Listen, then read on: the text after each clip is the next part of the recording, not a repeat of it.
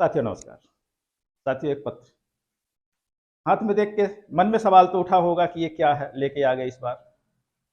साथियों दरअसल हमारे निष्कासित कर्मचारी जो हैं बहुत परेशान चल रहे हैं और संघों से उनको जो रास्ता निकलता नजर आ रहा था वो अब निकलता नजर नहीं आ रहा है।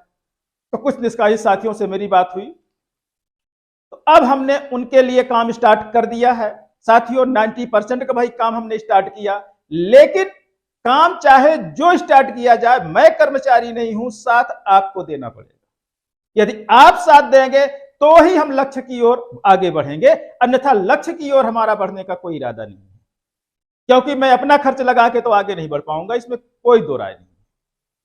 संविदा साथी हमारे 90% 2 साल से चिल्ला रहे हैं और कह रहे हैं कि हम आपका साथ दे रहे हैं, आपका साथ दे रहे हैं, और चंदा ले जाके हमारे संघों को दे देते हैं। और जब भोपाल बुलाते हैं, हड़ताल करने जाते हैं तो हमारे संघ के साथ हड़ताल करने जाते हैं, मेरे संघ कोई खड़ा नहीं होता है। और जब संघ कुछ नहीं दिलवा पाता तो फिर मुझको फोन कॉल करके, मैसेज करके, कमेंट्स करके पूछा जाता है कि सर 90% का क्या हो रहा है। तो साथियों यहां एक बात हम आपको स्पष्ट कर रहे हैं, हम काम कर सकते हैं, हम नियम निकलवा सकते हैं, हम लड़ सकते हैं, लेकिन खर्च आपका होगा, खर्च आपको ही करना पड़ेगा, तो ही संभव हो पाएगा। और यह भी नहीं कहता है आप मुझे दीजिए, आप अपना खर्च लेके खुद संभालिए, खुद आप उपस्थित होइए अपना खर्च लेके। मुझे नहीं चाहिए, मेरे खाते में आपका चंदा नहीं चाहिए, आपका कोई भी सहयोग राशि नहीं चाहिए।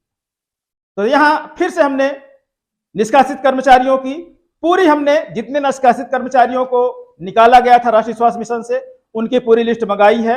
जो पुनर्नियोजन किया गया है उनकी सारी लिस्टें हमने फिर से निकलवाने की कोशिश की है। और यहां पर हमारे जो बाहर अभी निष्कासित साथी बचे हैं उनका कहना है पुनर्नियोजन के नाम पर वो भर्ती हो गए हैं।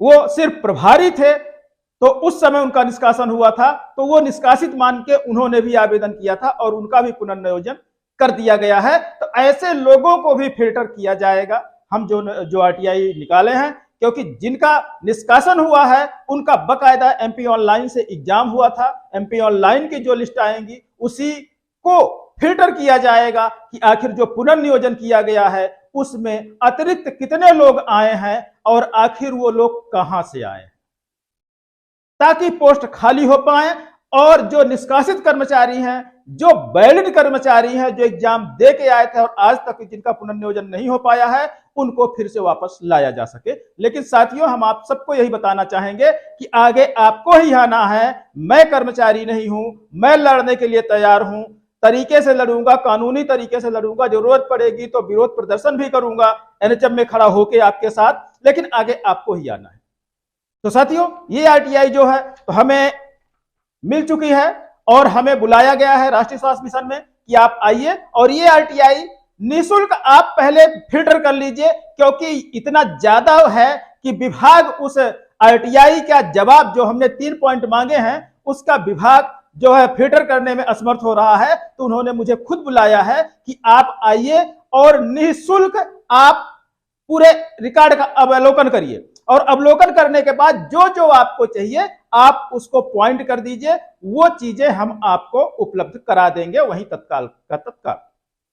तो साथियों अब आगे आपके आने की जरूरत है, हमने अपना काम प्रारंभ कर दिया है। तो हमारे निष्कासित साथी जितना जल्दी हो सारे लोग एक दूसरे से संपर्क, एक दूसरे को आपस में जोड़ लें, क्योंकि यदि जरूरत पड़ी तो एनएचएम का जो मैदान है वो भी भरा जा सके, ताकि ऐसी तैयारी आप करके रखिए। क्योंकि जब हाथ में लिस्ट आएगी, हमारे नियम कायदे कानून हमने सब उनका पूछा है कि किस आधार पे आपको अलग किया गया है और किस आधार पे पुनर्नियोजन किया गया है, तो बाकी लोगों का पुनर्नियोजन क्यों नहीं किया गया। यदि पुनर्नियोजन हुआ था तो खाली पद तो पड़े थे, आज भी पड़े हैं राष्ट्रीय स्वास्थ्य मिशन के अंदर, तो उनका पुनर्नियोजन क्यों नहीं किया जा रहा है। इन सारे सवालों का जवाब राष्ट्रीय स्वास्थ्य मिशन को देना होगा, लेकिन उसके लिए आपको शर्त यही है कि हमारे साथ खड़े होना होगा।